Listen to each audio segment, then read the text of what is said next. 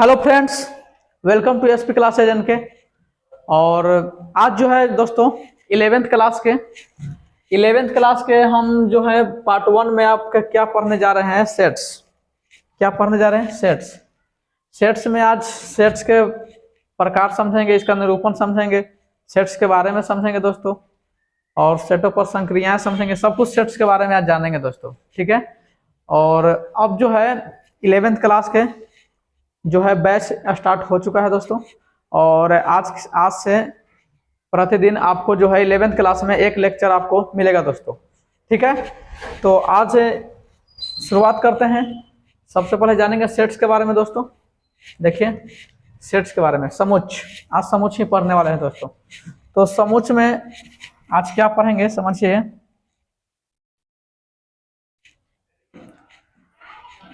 समुच्च में आज दोस्तों पढ़ेंगे क्या? हाँ, समुच्च, सेट्स। सेट्स किसको कहते हैं, क्या है, सब कुछ जानेंगे। ये जो है जॉर्ज कैंटर साहब हैं, जॉर्ज कैंटर साहब हैं, ठीक है। जॉर्ज कैंटर ने जो है इनको जो है गणित में समुच्च शब्द का प्रयोग जो है जॉर्ज कैंटर द्वारा किया गया था। गणित में जो है, गणित में समुच्च शब्द का जो प्रयोग है, जर्मन के गणितज्ञ हैं। कहाँ के गणितज्ञ हैं? जर्मन के गणितज्ञ हैं जॉर्ज कैंटर साहब, जिनका जन्म है 1845, मृत्यु 1918 ईस्वी, ठीक है। इनका द्वारा किया गया था। जो समुच्च का जो प्रयोग है वो त्रिकोणमितीय श्रेणियों के प्रश्नों को हल सरल करते समय किए थे, ठीक है।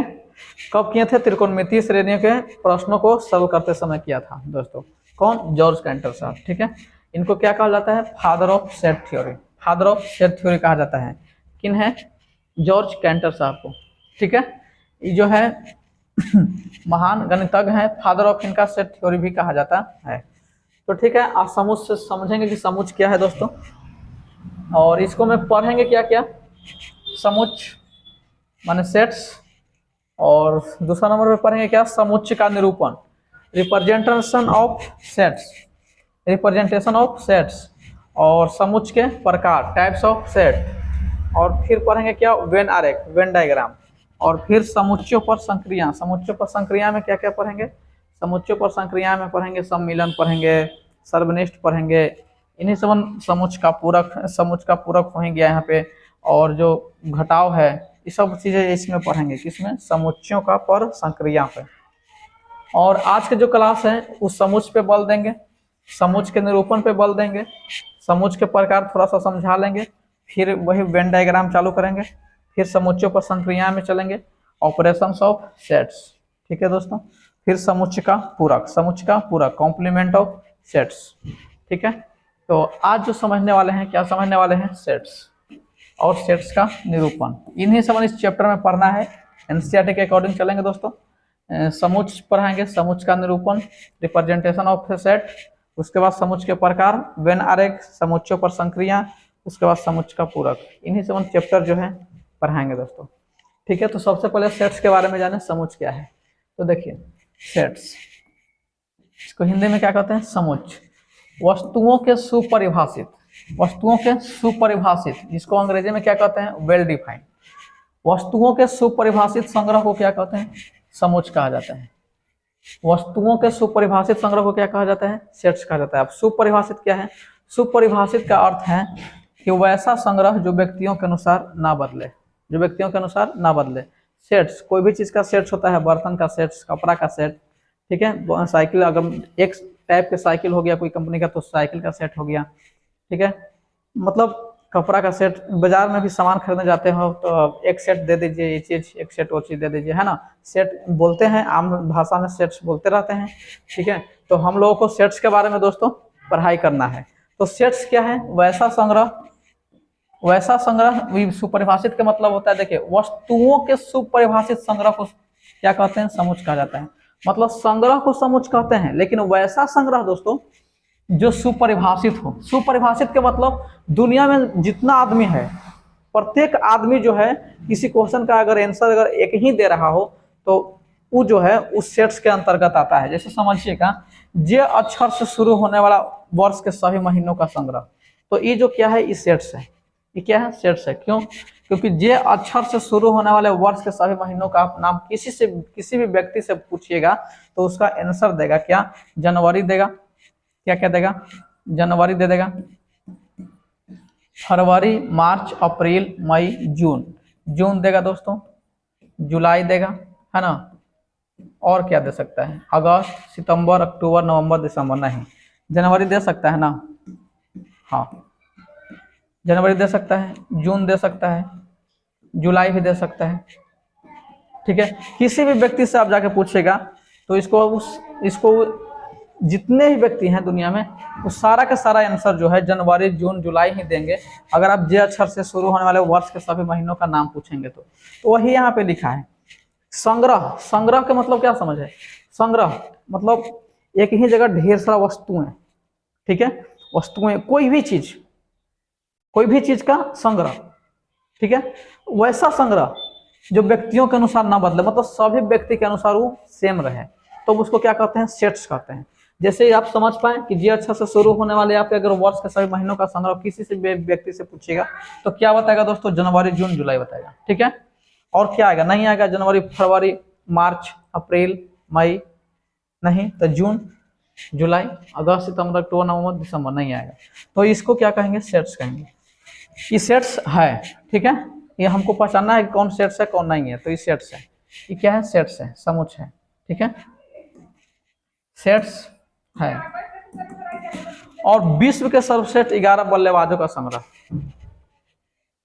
विश्व के सर्वश्रेष्ठ 11 बल्लेबाजों का संग्रह, ये जो है दोस्तों, अब आपको से पूछेगा कि आप बताओ विश्व के 11 बल्लेबाज का नाम बताइए, तो कोई बोलेगा, सब अपना अपना बोलेगा, रोहित शर्मा, तो धोनी, कोई विराट कोहली, तो कोई कुछ बोल रहा है, कोई कुछ, अलग अलग देश के अलग अलग खिलाड़ी हैं, सबका 11 को नाम बोलेगा।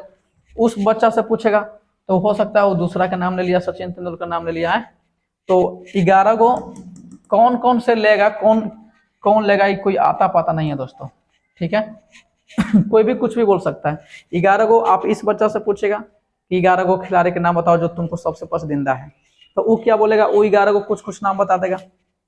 फिर अगला से पूछेगा तो भी एक अलग अलग बता देगा। तो क्या ये जो है व्यक्तियों के अनुसार इसका जो आंसर है क्या बदल रहा है कि नहीं बदल रहा है, पहले बताइए। अगर बदल रहा है तो वो सेट्स नहीं है। अगर सभी लोग अगर एक ही आंसर दे रहे हैं, ठीक है, तो वो सेट्स है। बात को समझिए, सेट्स क्या है। अगर व्यक्ति के अनुसार वो चीज ना बदले, वैसा संग्रह लिखा है, वैसा संग्रह जो व्यक्तियों के अनुसार ना बदले, मतलब सभी लोग आंसर उसका एक ही दे, तो अब उसको क्या कहते हैं दोस्तों, सेट्स कहते हैं। अन्यथा वो सेट्स नहीं है, समुच्चय नहीं है, ठीक है। इतनी बातें समझिए। तो देखिए, विश्व के सर्वश्रेष्ठ 11 बल्लेबाजों का संग्रह सेट्स नहीं है। क्यों नहीं है, क्योंकि निश्चित नहीं किया गया है इसको में कि किसको आप 11 को सर्वश्रेष्ठ कहिएगा, किसको आप सर्वश्रेष्ठ कर रहे हैं, किसको आप सर्वश्रेष्ठ कर रहे हैं, ये आपको पता नहीं चल पा रहा है कि सर्वश्रेष्ठ आखिर किसको कहें, ठीक है। इसको में निश्चित चीजें नहीं दिया हुआ है, ठीक है, एक निश्चित मापदंड नहीं दिया हुआ है। अगर निश्चित मापदंड नहीं दिया हुआ रहता है तब उसको आप सेट्स नहीं कह सकते हैं दोस्तों। एक निश्चित मापदंड अगर दिल है तब उसको सेट्स कह सकते हैं। मतलब अलग अलग व्यक्तियों जो है इसका आंसर अलग अलग देंगे, ठीक है। 11 को बल्लेबाज का नाम आप पूछिएगा तो सभी आंसर अलग अलग देंगे, इसलिए ये सेट्स नहीं है, ठीक है। तो ये सेट्स नहीं है, 2 नंबर सेट्स नहीं है, ये सेट्स नहीं है, ठीक है, ये सेट्स नहीं है। विश्व के सुंदर लड़कियों का संग्रह, ये भी सेट नहीं है। क्यों, विश्व के सुंदर लड़कियों का संग्रह। अब सुंदर आप किस हिसाब से किसको कह रहे हैं, कोई भी लड़की है तो अपने आप में सुंदर ही है, किसी को भी आप खराब नहीं कर सकते हैं, कोई भी अपने आप में खराब नहीं है, सब तो सुंदर ही है या सब तो खराब ही है ना। किस आधार पे कहना चाह रहा है ये आता पता नहीं है दोस्तों, ठीक है। इसलिए विश्व के सुंदर लड़कियों का संग्रह, हम आपको से पूछे कि 10 को 20 सुंदर लड़कियां के नाम बताइए, हो सकता है आप अपने पत्नी के नाम ले लीजिए, आप अपना गर्लफ्रेंड का नाम ले लीजिए, तो और बगल वाला लड़का कहता है कि वही सुंदर है, तो बताइए क्या आप उसको सुंदर में रखिएगा, नहीं, तो फिर दिक्कत हो जाएगा। तो विश्व के सुंदर लड़कियों का संग्रह, अलग अलग व्यक्तियों के पूछने पर अलग अलग उसका आंसर देगा, तो इसलिए ये संग्रह तो है लेकिन जो है वो सेट्स नहीं है।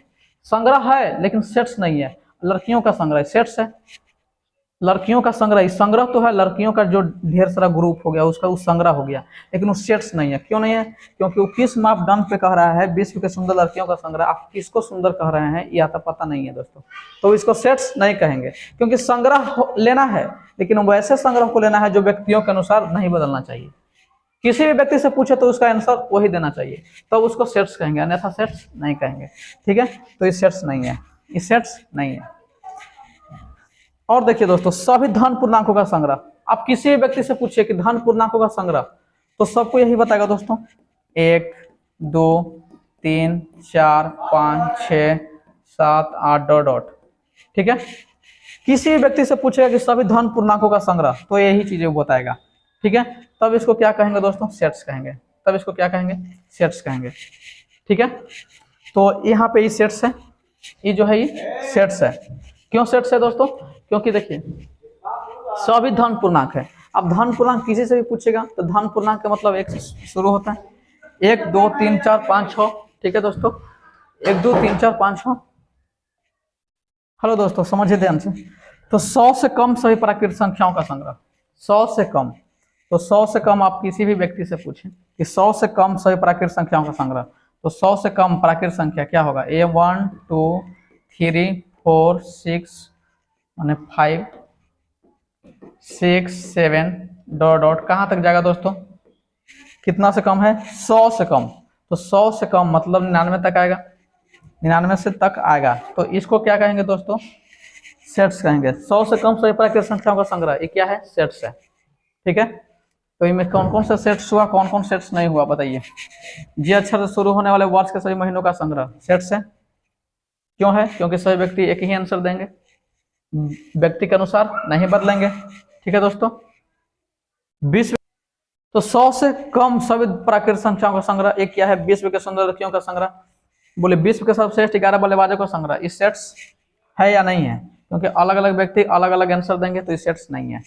विश्व के सुंदर लड़कियों का संग्रह सेट्स नहीं है, क्यों, क्योंकि किस मापदंड के अनुसार एक लड़की को सुंदर बतला रहा है अब पता नहीं है। ठीक है, तो इस संग्रह तो है, लेकिन मतलब लड़कियों का संग्रह तो हो सकता है, लेकिन जो है ये सेट्स नहीं है, तो सेट ही नहीं है। सभी धन पूर्णांकों का संग्रह, तो सभी धन पूर्णांकों का संग्रह सेट्स है, क्योंकि सभी व्यक्ति एक ही आंसर देंगे।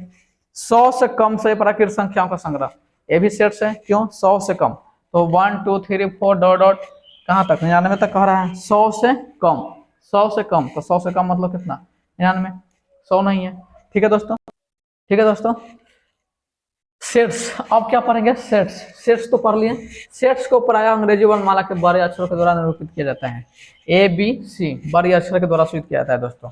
ठीक है, और समुच्चय के जो अंदर जो एलिमेंट होते हैं, अवयव होते हैं, इसको एलिमेंट कहते हैं, एलिमेंट होते हैं, उसको अंग्रेजी वर्णमाला के छोटे अक्षरों के द्वारा प्रदर्शित किया जाता है, जैसे A B C dot dot, छोटी से। ठीक है, जैसे कोई सेट है, कोई सेट है, तो जैसे ए बराबर है, अभी आगे समझ में आएगा, ए बराबर है, जैसे ये रोस्टर फॉर्म में अगर हम लिख रहे हैं तो 1 2 3 4 ऐसे लिख दिए। ठीक है दोस्तों, तो सेट्स को बड़ी ऐसे सूचित करते हैं, मतलब कैपिटल लेटर सूचित करते हैं, और इसके जो अंदर के जो है अवयव, इसको एलिमेंट कहते हैं या अवयव कहते हैं। ठीक है, इसको स्मॉल से सूचित किया जाता है, तो इसे स्मॉल से। यदि देखिए, यदि ए बिलोंग्स टू, इसको बिलोंग्स टू पड़ेगा, ए बिलोंग्स टू ए है, मतलब कि ए जो है सेट ए का अवयव है। ठीक है, यदि ए जो है ऐसे लिख के और ऐसे काटा रहे तो नॉट बिलोंग्स टू पर है। देखिए दोनों को पढ़े, यहाँ पे लिखा हुआ है, आपको समझा देते हैं। ए बिलोंग्स टू ए, इसका अर्थ यह हुआ कि जो ए है, जो ए है वो ए का क्या है, ए सेट्स का ही अवयव है। मतलब जैसे यहाँ 1 है ना, तो 1 1 ए का क्या है, अवयव है, तो इसको ऐसे लिख देंगे। ठीक है, 1 बिलोंग्स टू ए। अगर मान लेते हैं कि यहाँ पे 5 इसमें नहीं है, तो 5 नॉट बिलोंग्स टू ए, इस तरह से आपको लिखने आएगा। ठीक है, मतलब समझिए, ए बिलोंग्स टू ए, इसका मतलब है कि ए जो है समुच्चय ए का अवयव है, माने एलिमेंट है। B belongs to not A, इसका मतलब ए है कि बी समुच्चय ए का अवयव नहीं है दोस्तों। ठीक है, इस बात को आप समझ पाए। ठीक है, सेट्स को क्या सूचित करते हैं, बड़े लेटर से सूचित करते हैं, और उसके अंदर के जो अवयव होते हैं, जो एलिमेंट होते हैं, ये रोस्टर फॉर्म है, वो आगे समझा रहे हैं। ठीक है, तो उसको अंदर के जो एलिमेंट है, अवयव है, उसको स्मॉल से सूचित किया जाता है, स्मॉल लेटर से सूचित किया जाता है दोस्तों। ठीक है, तो देखिए समुच्चय का निरूपण, representation of A set, representation of A set, समुच्चय का निरूपण। समुच्चय का निरूपण में आप दो तरह से समुच्चय को निरूपित करते हैं दोस्तों, वो कौन कौन से है, वो है, एक है रोस्टर या सारणीबद्ध रूप, रोस्टर या सारणीबद्ध रूप। ठीक है, इसको रोस्टर या टेबुलर फॉर्म कहते हैं, इसको सेट बिल्डर फॉर्म कहते हैं, इसको क्या कहते हैं दोस्तों, set builder form, set set set builder form कहते हैं इसको, ठीक है। इसको रोस्टर, अंग्रेजी में इसको रोस्टर भी कह देते हैं, रोस्टर या टेबलर फॉर्म कहते हैं दोस्तों, रोस्टर या टेबलर फॉर्म, टेबलर फॉर्म, ठीक है। तो जो समुच्चय का जो निरूपित किया जाता है दोस्तों, वो दो तरीके से किया जाता है। एक किया जाता है रोस्टर या सारणीबद्ध रूप इसको बोलते हैं, अंग्रेजी में उसको टेबलर फॉर्म भी कह सकते हैं, रोस्टर या टेबलर फॉर्म कहते हैं। और दूसरा समुच्चय निर्माण रूप, उसको अंग्रेजी में कहते हैं सेट बिल्डर फॉर्म। अंग्रेजी ज्यादा ही याद रखें 11th-12th क्लास में, ठीक है। तो समुच्चय का निरूपण, रिप्रेजेंटेशन ऑफ ए सेट, दो तरह के होते हैं, दो तरह से किया जाता है, निरूपण किया जाता है, क्या क्या, एक रोस्टर रूप में और एक समुच्चय निर्माण रूप में, ठीक है दोस्तों। आगे समझिए इस दोनों क्या है से। देखिए समुच्चय का निरूपण, समुच्चय का निरूपण, किसी समुच्चय को निरूपित करने की दो विधियां हैं, मेथड कितने हैं, दो, ठीक है। रोस्टर या सारणीबद्ध रूप, रोस्टर या टेबलर फॉर्म, रोस्टर या टेबलर फॉर्म इसको बोलते हैं, ठीक है। और दूसरा जो है क्या है, समुच्चय निर्माण रूप, set builder form, set builder form, ठीक है। तो देखिए समझिएगा, ठीक है दोस्तों। आगे समझिए समुच्चय का निरूपण आप समझ लीजिए। आप देखिए पहला समझिए कि रोस्टर या सारणीबद्ध रूप क्या है, समझिएगा। देखिए रोस्टर या सारणीबद्ध क्या है, रोस्टर या टेबलर फॉर्म उसको बोलते हैं, समुच्चय के अवयवों को, समुच्चय के अवयवों को, अवयवों की सूची बनाकर उन्हें क्या में, मंझली कोष्ठ में, कौन कोष्ठ में, मंझली कोष्ठ में कॉमा लगाकर लिखा जाता है इसको, ठीक है। और इसको में कोई भी एलिमेंट्स को दोबारा नहीं लिखा जाता है, अवयवों को किसी भी क्रम में लिखा जा सकता है। जैसे समझिए, इसका एग्जांपल समझ लीजिए, ध्यान से समझिए। क्वेश्चन जैसे है, आपको अब कुछ नहीं समझ में आया तो नहीं समझिए, हम फिर से समझा देते हैं कि क्या लिखा है, इसको नहीं जाइए, आप हमको बात समझिए। देखिए रोस्टर या सारणीबद्ध रूप क्या है, मतलब कोई भी, इसको में क्या है ना कि मंझली कोष्ठ लेते हैं, कौन कोष्ठ, मंझली कोष्ठ, ठीक है, मंझली कोष्ठ लेते हैं। और इस मंझली कोष्ठ में कॉमा लगा लगा कर लिखते हैं, तो इसको कहते हैं क्या दोस्तों, रोस्टर फॉर्म में। जैसे ये बराबर सेट लिए तो इसको ही कहते हैं रोस्टर फॉर्म, कौन फॉर्म, रोस्टर फॉर्म कहते हैं, ठीक है। इसको रोस्टर फॉर्म कहते हैं। मंझली ब्रैकेट के अंदर कॉमा लगा लगा कर लिखना रोस्टर फॉर्म है। जैसे यहाँ पे हम आपको दिए हैं स्कूल को रोस्टर फॉर्म में लिखें, तो स्कूल को रोस्टर फॉर्म में लिखेंगे ना, मान लिया कि सेट ए है, चाहे बी है चाहे सी है, बड़ी सी से कुछ लिख सकते हैं, तो इसको आप मंझली कोष्ठ लिख सकते हैं। और एस, ठीक है, सी, एच, ओ, ओ, एल, इस तरह से आप लिख दिए, ठीक है। तो आपका गलत हो जाएगा। अब यहाँ गलत क्यों हो जाएगा, क्योंकि ये बोलता है कि कोई भी एलिमेंट को दोबारा नहीं लिखा जाता है, मतलब रिपीट नहीं करना है, रिपीट नहीं करना है, पुनरावृत्ति नहीं करना है दोस्तों। देखिए ओ दो बार हो गया, ओ को दो बार नहीं लिखना है, नहीं तो गलत हो जाएगा, ठीक है। ओ को दो बार नहीं लिखना है, ठीक है दोस्तों, ओ को दो बार नहीं लिखना है, एक बार ही लिखना है, समझ में आया। या इसको ऐसे लिख सकते हैं या इसको ऐसे भी लिख सकते हैं, मतलब दूसरा बात में आपको हम समझाए हैं, ठीक है। क्या समझाएं कि अवयवों को किसी भी क्रम में लिखा जा सकता है। यदि आप इसको इस तरह से लिख दिए, जैसे सी यहाँ लिख दिए, एच यहाँ ले लिए, ठीक है, सी ले लिए, एच यहाँ ले लिए, ओ यहाँ ले लिए, एस यहाँ ले लिए, ठीक है। और क्या बच गया, एल यहाँ ले लिए, ठीक है। कितने लेटर थे, 1 2 3 4 5, 1 2 3 4 5, ठीक है। तो इस ई जो है ए भी लिखा हुआ सही है और ए भी लिखा हुआ सही है, लेकिन आप डबल ओ कर दीजिएगा, अगर यहाँ ओ एक और लिख दीजिएगा तो गलत हो जाएगा दोस्तों, ठीक है, ये गलत हो जाएगा, ठीक है। मतलब इसको हमें पुनरावृत्ति नहीं करना है, कौन रूप में लिखने के लिए, रोस्टर रूप में लिखने के लिए। अब एक अगला क्वेश्चन क्या है कि सभी धन पूर्णांकों का संग्रह, इसे रोस्टर फॉर्म में लिखें। तो सभी धन पूर्णांक का संग्रह, तो धन पूर्णांक आपको बताए किए थे, मान लेते हैं कि सेट बी है, तो 1 2 3 4 5 कहाँ तक जाइएगा। अब सभी धन पूर्णांक का संग्रह, तो सभी धन पूर्णांक कितना है दोस्तों, आपको पता नहीं है, अनंत तक जाते रहेगा, डॉट डॉट, या अपरिमित समुच्चय है, ठीक है। आपको हम पढ़ाएंगे समुच्चय के प्रकार, समझिएगा। रोस्टर फॉर्म समझिए। अब दूसरा में आप समझिए सेट बिल्डर फॉर्म, कौन फॉर्म, सेट बिल्डर फॉर्म। देखिए दूसरा में क्या था, सेट बिल्डर फॉर्म था ना, सेट बिल्डर फॉर्म, समुच्चय निर्माण रूप, ठीक है। अब दूसरा समझिए, पहला को समझ गए, पहला कुछ नहीं था, बस मंझली कोष्ठ लीजिए, उसको अंदर कॉमा लगा लगा कर लिखते जाइए। और दो बातें समझिए, दो बातें क्या समझना है आपको, इसको में कोई भी अंक को, मतलब कोई भी जो एलिमेंट है उसको रिपीट नहीं करना है। और दूसरी बात क्या है कि किसी भी एलिमेंट को दोबारा नहीं लिखना है, रिपीट नहीं करना है, मतलब वही दोबारा नहीं कर लिखना है। और उसको किसी भी क्रम में लिख सकते हैं, मतलब दाएं बाएं कन्हों भी लिख सकते हैं उसको, ठीक है। क्या हुआ? ठीक है दोस्तों, आगे समझिए। रोस्टर सारणीबद्ध रूप समझ लिए। अब दूसरा में क्या है? समोच्च निर्माण रूप, सेट बिल्डर फॉर्म है। सेट बिल्डर फॉर्म कुछ नहीं दोस्तों, उसी को भाषा के रूप में लिखना। रोस्टर फॉर्म को भाषा के रूप में लिखना है, क्या कहलाता है? सेट बिल्डर फॉर्म कहलाता है। देखिए लिखे होंगे कि इस विधि में माहिली कोष्ठ में अवयवों के लिए एक्स या कोई संकेत लिखकर उनका गुणधर्म लिखा जाता है, या उसी को कहते हैं रोस्टर या टेबलर फॉर्म को भाषा के रूप में प्रेजेंट करना है, क्या कहलाता है? सेट बिल्डर फॉर्म कहा जाता है। सेट बिल्डर फॉर्म कहा जाता है।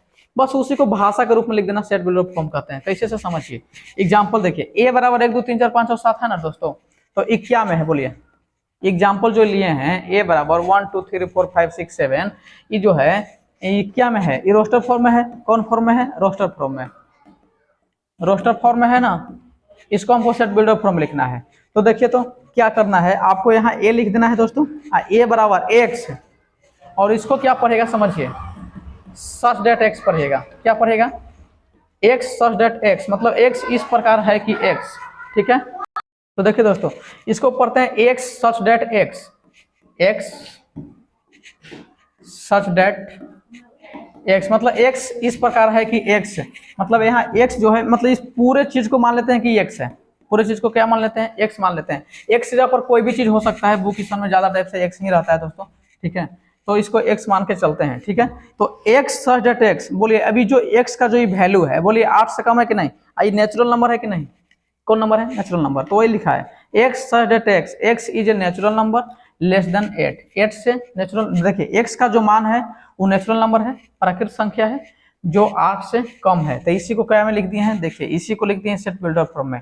ये क्या चीज में लिखा हुआ है? सेट बिल्डर फॉर्म में लिखा हुआ है। ठीक है, इसी को दूसरा भाषा में भी लिख सकते हैं। अगर नेचुरल नंबर है तो इसको आपको पता होगा कि एन से सूचित किया जाता है। क्या से? एन से, बड़ी एन से सूचित किया जाता है। तो यहाँ पर इसको ऐसे भी लिख सकते हैं कि A equal to X such that X belongs to, इसको कौन पड़ेगा? Belongs to N. माने एक्स इस प्रकार है कि एक्स, एक्स क्या है? नेचुरल नंबर है।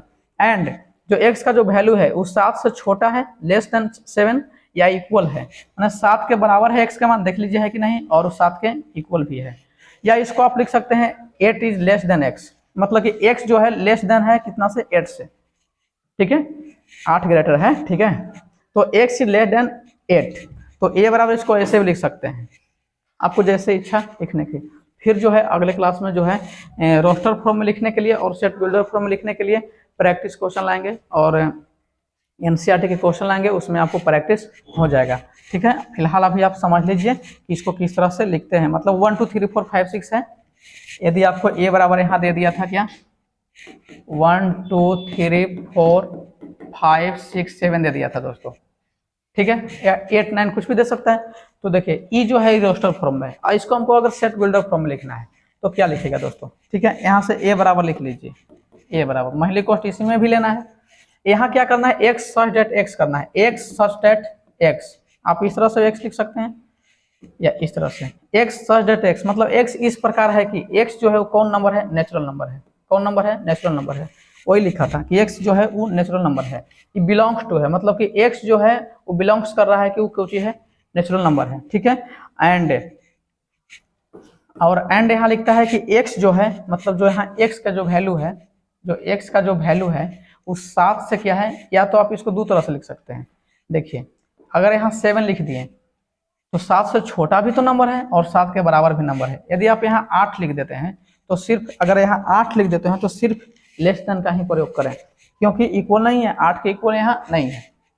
ठीक है दोस्तों, अगर यहाँ इक्वल लगा देते हैं तो यहाँ क्या लेना होगा? 8 लेना होगा। क्या लेना होगा? 8, क्योंकि 8 से छोटा भी है, 8 के बराबर भी है। ठीक है दोस्तों, समझिएगा। तो आप समझेंगे क्या कि सेट्स का जो है निरूपण समझ गए 2 प्रकार से। कौन कौन? बोलिए। 2 प्रकार से समझ गए, पहला रोस्टर या टेबलर फॉर्म और दूसरा सेट बिल्डर फॉर्म, जिसको सारणीबद्ध रूप कहते हैं। ओके, और देखिए आप इसको मैं समझा दिया, रोस्टर या सारणीबद्ध रूप कहते हैं, और दूसरा का क्या है? समुच्चय निर्माण रूप पढ़ा दिए। ठीक है, और आप क्या समझने वाले हैं अब देखिए, और आप समझिएगा यहाँ पे समुच्चय आप समझ गए दोस्तों। समुच्चय का निरूपण समझ गए, 2 तरह से समुच्चय का निरूपण किया जाता है। कौन कौन? रोस्टर या टेबलर फॉर्म, रोस्टर या टेबलर फॉर्म, या उसको सारणीबद्ध कहते हैं। एक है set builder form. Set builder form समुच्चय निर्माण रूप। ठीक है, अब यहाँ से पढ़ेगा समुच्चय के प्रकार, उसके बाद वेन डायग्राम पढ़ाएंगे। समुच्चय के प्रकार आज थोड़ा सा देख लीजिए, ठीक है दोस्तों। समुच्चय के प्रकार, समुच्चय के प्रकार में आप क्या क्या पढ़ने वाले हैं दोस्तों, समझिए। समुच्चय के प्रकार में आप पढ़ने वाले हैं पहला रिक्त समुच्चय। कौन समुच्चय? रिक्त समुच्चय। इसको नल सेट कहते हैं या इसको इम्पटी सेट कहते हैं। दूसरा में आप पढ़ने वाले हैं परिमित समुच्चय, फाइनाइट सेट। और तीसरा में आप पढ़ने वाले हैं अपरिमित समुच्चय, जिसको अंग्रेजी में कहते हैं इनफाइनाइट सेट, ठीक है। और आप चौथा में पढ़िएगा इक्वल सेट, समान समुच्चय, ठीक है। और पांचवा में उप समुच्चय, सब सेट्स, ठीक है। और रिलेशन फंक्शन के लिए बहुत ही जबरदस्त टॉपिक है, ठीक है। इसलिए जो 11th में रिलेशन फंक्शन है, जो 12th में है, बहुत काम का चीज है सेट्स, ठीक है दोस्तों। इसको पढ़ना नहीं भूलें, इसको जरूर पढ़ें, ठीक है। और छठा क्या आपको पढ़ाएंगे? घात समुच्चय, पावर सेट पढ़ेंगे। और जो आपका जो सतमा है एनसीईआरटी के अकॉर्डिंग, जो सतमा है वो सार्वत्रिक समुच्चय पढ़ेंगे। सार्वत्रिक समुच्चय पढ़ेंगे दोस्तों, सार्वत्रिक समुच्चय पढ़ेंगे। यूनिवर्सल सेट इसको बोलते हैं, अंग्रेजी में इसको यूनिवर्सल सेट बोलते हैं। तो ठीक है दोस्तों, आज इतना ही पढ़ाते हैं, ठीक है दोस्तों। अब अगले क्लास में मिलते हैं।